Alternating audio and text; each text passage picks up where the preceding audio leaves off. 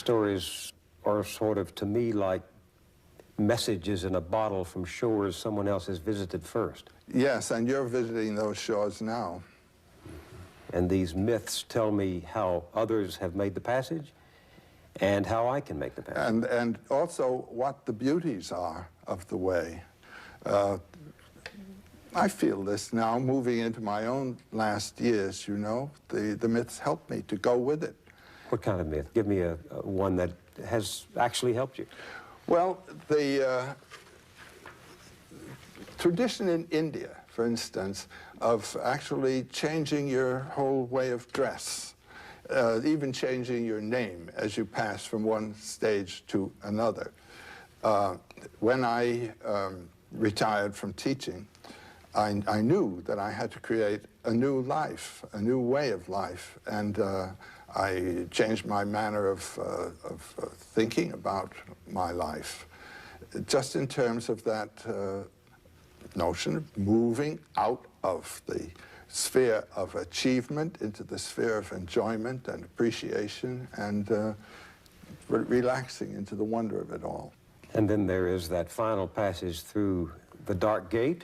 Well, that's no problem at all. The problem in middle life, when the body has reached its climax of power and begins to lose it, is to identify yourself, not with the body which is falling away, but with the consciousness of which it is a vehicle. And when you can do that, and this is something I learned from my myths, what am I? Am I the bulb that carries the light, or am I the light of which the bulb is a vehicle?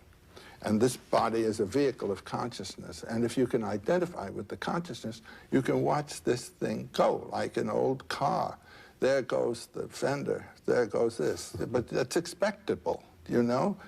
And then gradually, the whole thing drops off, and consciousness rejoins consciousness. I mean, it's no longer in this particular environment. And the myths, the stories have brought this consciousness. Well, I live with these myths, and they tell me to do this all the time. And this is the problem, which can be then metaphorically understood as identifying with the Christ in you. And the Christ in you doesn't die. The Christ in you survives death and resurrects. Or it can be with Shiva. Shiva Hung, I am Shiva. And this is the great meditation of the yogis in the Himalayas.